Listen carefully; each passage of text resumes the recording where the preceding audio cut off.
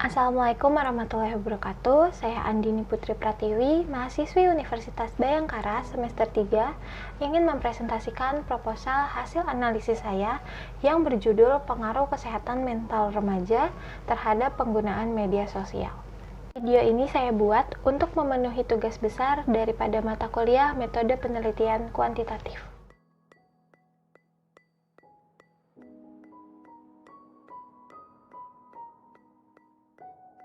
Pertama-tama saya akan menjelaskan latar belakang dari proposal yang saya buat. Media sosial adalah media online yang mendukung interaksi sosial dengan menggunakan teknologi berbasis web yang mengubah komunikasi menjadi dialog interaktif dan merupakan salah satu perkembangan teknologi yang memiliki andil besar dalam memberikan kemudahan bagi kelangsungan berbagai kegiatan yang dilakukan oleh penggunanya. Banyak remaja yang terlalu dalam media sosial sehingga menjauhkan yang dekat dan mendekatkan yang jauh. Padahal tujuan awal keberadaan media sosial adalah untuk membuat manusia bersosial, kini media sosial telah bermetamorfosis menjadi media asosial. Berdasarkan riset Hootsuite dan agensi marketing sosial We Are Social bertajuk Global Digital Report 2020 yang dirilis akhir Januari lalu, Indonesia masuk ke dalam 10 besar negara yang paling lama mengakses internet. Rata-rata pengguna media sosial di Indonesia mencapai 3 jam 26 menit per harinya. Media sosial memang terbukti menyebabkan kecanduan. Kegiatan ketika seseorang segera membuka media sosial di smartphone adalah proses kecanduan tahap awal. Tahap selanjutnya ketika seseorang merasa cemas menunggu balasan pesan atau harapan, ada pesan atas status yang kita buat di media sosial, sehingga jika mendengar nada dering pesan yang diharapkan dapat menimbulkan perasaan lega. Selanjutnya ada identifikasi masalah. Adanya dampak kesehatan mental remaja akibat penggunaan media sosial berlebih. Banyak yang aplikasi komunikasi sosial media yang ada saat ini membuat orang, khususnya anak-anak muda usia sekolah, kecanduan sehingga berpengaruh pada kesehatan mental mereka. Yang ketiga, timbulnya rasa mudah iri, mudah terpengaruh dalam hal-hal yang bersifat imajinasi dan tidak menilai secara realistis. Dan yang terakhir, timbulnya individualitas dan tidak menyesuaikan diri terhadap lingkungan sekitar. Selanjutnya ada penjelasan kesehatan mental.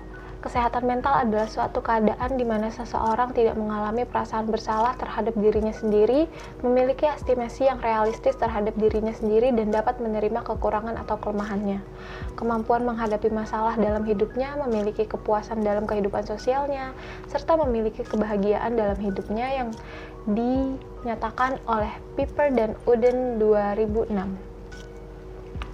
Kesehatan mental yang baik bukan hanya dilihat dari tidak adanya masalah kesehatan mental yang didiagnosis, melainkan berhubungan dengan well-being seseorang. Well-being adalah sebuah konsep yang lebih luas dibanding kesehatan mental. Walaupun begitu, keduanya memiliki keterkaitan. Gangguan yang terjadi pada kesehatan mental anak dapat memberikan dampak keseluruhan well-being anak.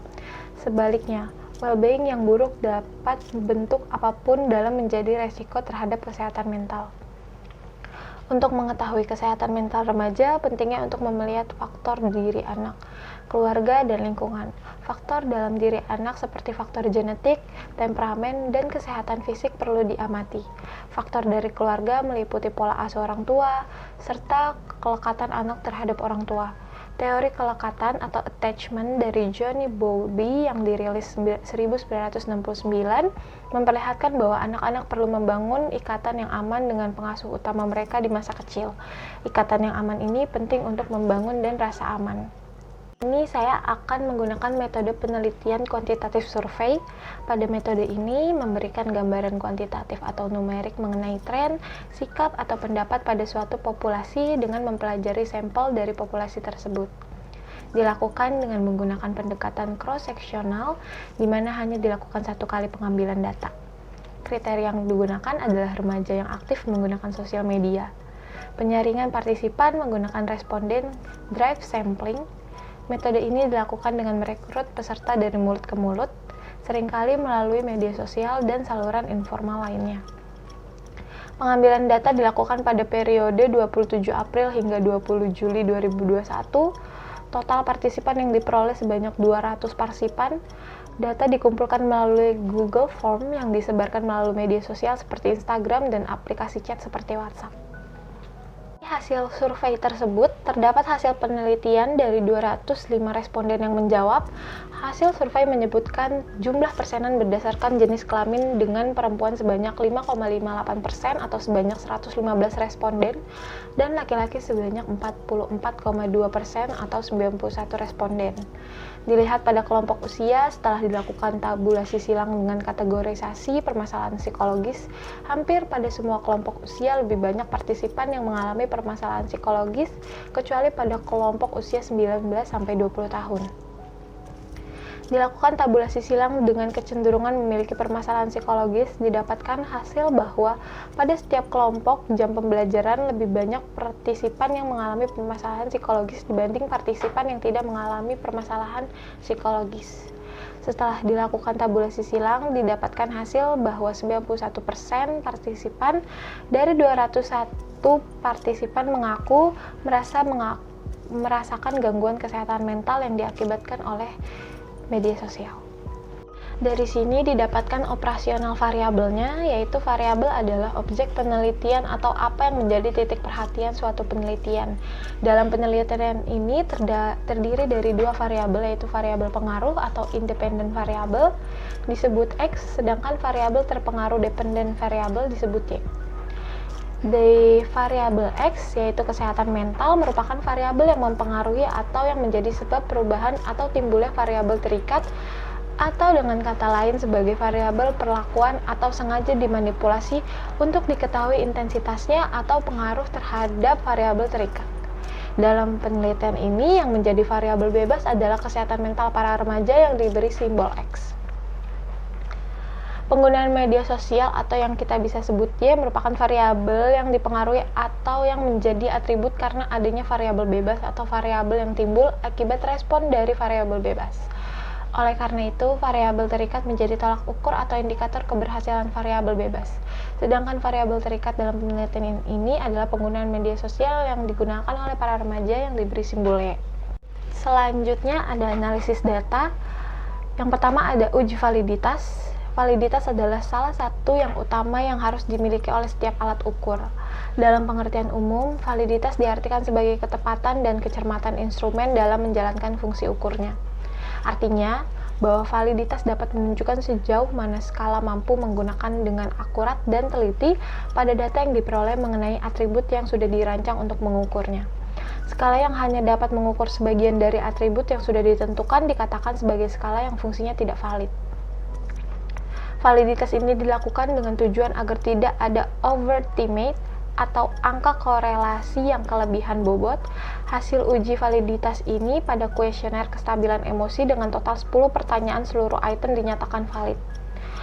Angket untuk mengetahui validitas alat ukur, peneliti melakukan uji coba kepada responden di luar sampel yang ditentukan yang jumlahnya sebanyak 24 orang dengan menggunakan 30 butir angket yang dibuat sesuai dengan indikator dari kesehatan mental tersebut. Selanjutnya ada uji reliabilitas. Reliabilitas adalah kesamaan hasil pengukuran atau pengamatan apabila fakta diukur atau diamati berkali-kali dalam waktu yang berlainan. Alat pengukur dianggap reliable jika digunakan 2 kali atau lebih untuk mengukur gejala yang sama dan hasilnya relatif konsisten. Uji reliabilitas dilakukan dengan metode Cronenberg alpha 0-1. Jika skala ini dikelompokkan dalam 5 kelas dan rank yang sama, maka ukuran kemantapan alpha dapat diimplementasikan sebagai berikut, yang dimana ada tabel. Lalu uji reliabilitas pada kuesioner ini dilakukan setelah melakukan uji validitas. Hasil uji reliabilitas ini didapatkan hasil bahwa Cronenberg alpha sebesar 0,64. Interpretasi ini hasil tersebut adalah kuesioner yang diujikan reliable. Semua pertanyaan pada kuesioner ini dinyatakan valid dan reliable sehingga kuesioner tersebut dapat dipakai dalam penelitian ini. Masuk di pembahasan terhadap hasil penelitian ini dilakukan berdasarkan analisis data dan data lapangan sehingga dapat diketahui apakah terdapat pengaruh tidaknya antar kesehatan mental dan hasil belajar peserta didik. Hasil penelitian menunjukkan bahwa kesehatan mental para remaja sebagian sudah lebih baik. Secara teoritis akan berdampak pada hasil jawaban yang pada penelitian ini terdapat banyak hasil yang rendah. Hal tersebut disebabkan oleh lingkungan luar dan dalam dengan cara pembelajaran yang berlangsung. Selanjutnya, setelah diketahui adanya pengaruh antara kedua variabel, dilanjutkan dengan mencari nilai determinasi, di mana nilai determinasi digunakan untuk mengetahui seberapa besar kesehatan mental memberi kontribusi terhadap pengguna media sosial. Dan didapatkan bahwa kesehatan mental berpengaruh 50,41% dan 49,59% pengguna media sosial dipengaruhi oleh faktor lain. Lanjut ke kesimpulan, berdasarkan penelitian yang dilakukan dapat dikatakan bahwa hanya sedikit remaja mengalami permasalahan psikologis karena penggunaan media sosial. Sebagian besar remaja menggunakan media sosial untuk mencari informasi, berkomunikasi, melakukan pembelajaran daring, dan juga mencari hiburan. Oleh karena itu, perlu kontrol diri, regulasi emosi, dan sikap bijak dalam menggunakan media sosial agar dapat memperoleh manfaat yang baik dalam penggunaannya. Sekian penjelasan dari saya, semoga video ini dapat membantu untuk lebih memahami pentingnya kesehatan mental yang diakibatkan oleh penggunaan media sosial berlebih. Selain itu, saya ingin mengucapkan terima kasih kepada Bapak Aryadillah selaku dosen pengampu mata kuliah Metode Penelitian Kuantitatif. Terakhir, saya ucapkan terima kasih untuk semua yang sudah menonton video ini. Mohon maaf bila ada kesalahan kata dan pengucapan. Terima kasih.